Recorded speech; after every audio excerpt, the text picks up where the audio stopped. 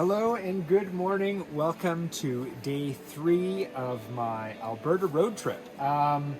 This is a working road trip. I am going to see people, so I figure I should probably have a shower today and make sure that I'm smelling appropriate to be visiting people. So today is quite cold. Woke up to -3 and everything is icy, as you can see with all the frost under here.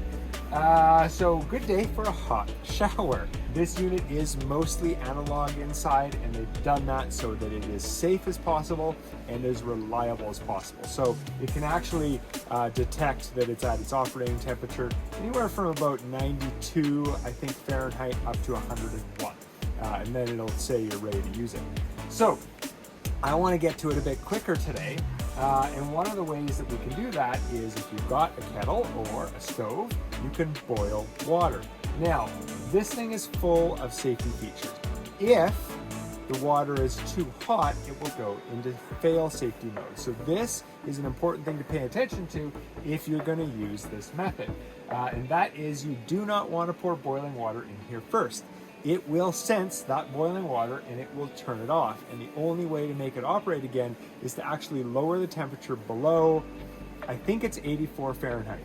And I know we're in Canada. Sorry, I haven't done all of the conversions into Celsius. Maybe I can add that up on the screen.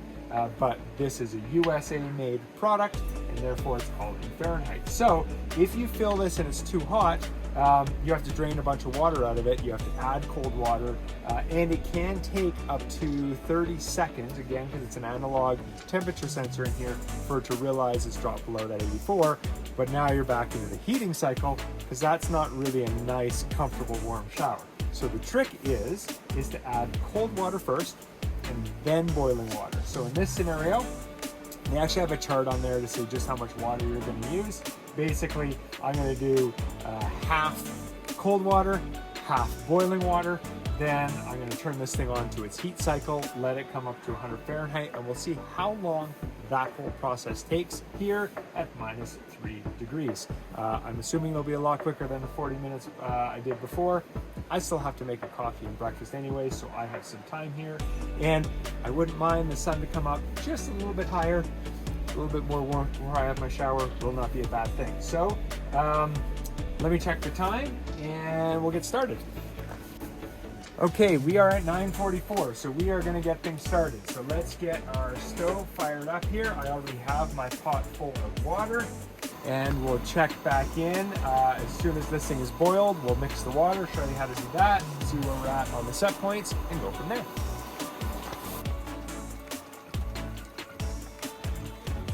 All right, all that about halfway, but we've added the cold water. We're still not at pump too hot, so once that's boiled, we'll make some coffee and we'll fill this thing up and see where we're at. Okay, that was super quick. 10 minutes. It is 9:54. Our pot is boiling, so let's fire it in and see what we get to here. All right, we're gonna try to do this in a way that doesn't cause me spilling it. I did put the hose and our new yellow sponge on because I used the pink one for cleaning dishes. All right, and carefully while holding a camera.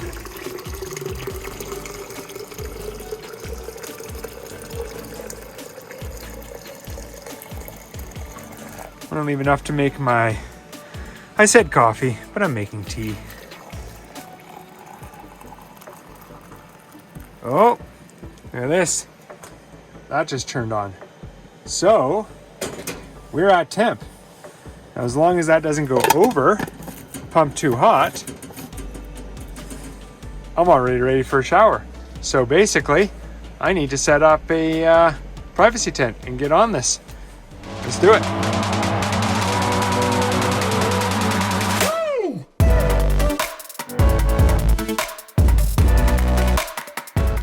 Got my soap. In we go. I'm gonna keep my sandals on for now.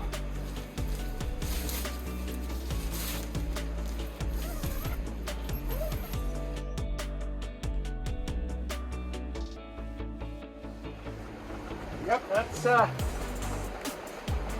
Nice and warm, that's for sure. I mean, cold because I'm sitting outside, but nice warm water. And the nice thing is it's just like a steady flow of nice warm water. So I can kind of, I don't know, if I was trying to do any other method, I feel like I wouldn't be able to keep myself warm in this situation because it'd be really hard to, I don't know, make a small amount of water continuously kind of just, yeah, slowly warm, very warm water coming out of a sponge means I can take my time and get super clean even in this cold environment. So I'll set the timer as done at this point. I think I'm going to pretty much finish up here. I'm not out of water, at least it's not saying that it's low. I've given myself a thorough cleaning, so as much as I think is reasonable, if I keep going I'm just wasting water. So I'll get dry as quick as I can so I don't freeze, and we'll see just how long that took.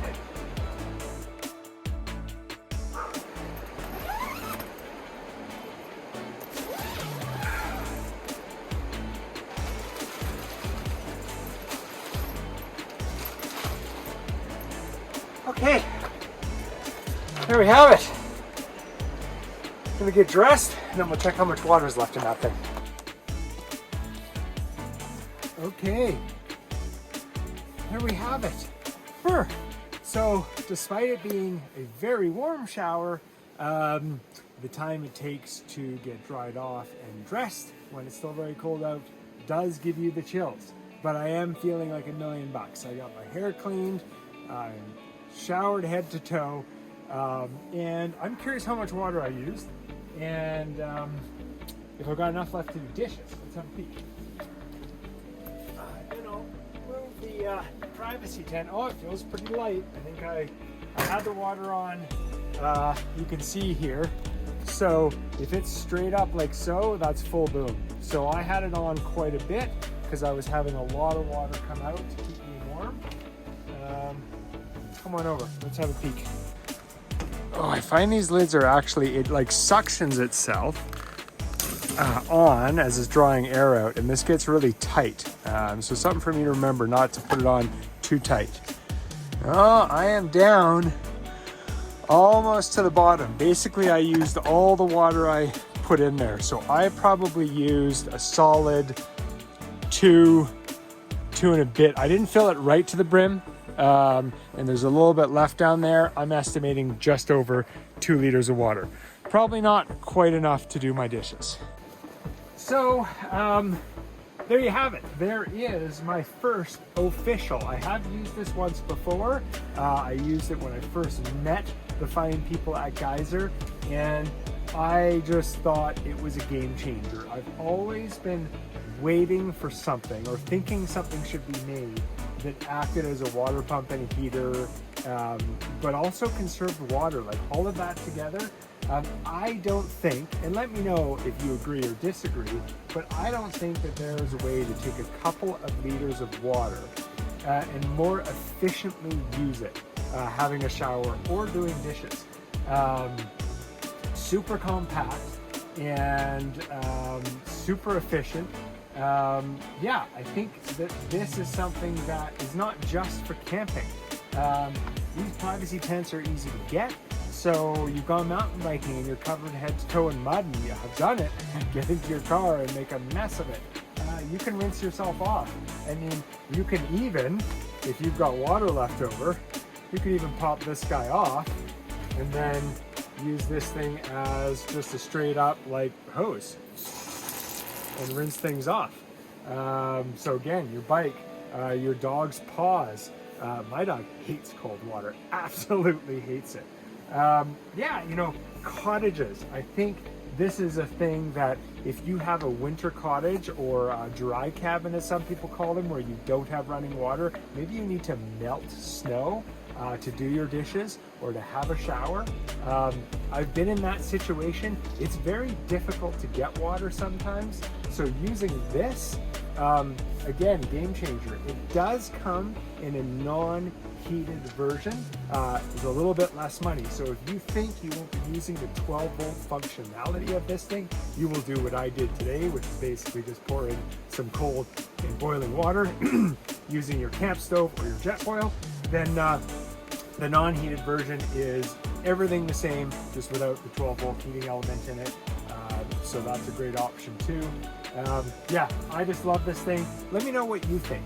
If you're interested in getting one of these for your camping kit to have in your vehicle or for your cottage, they're available online at modularracks.com, and they do ship for free to just about anywhere.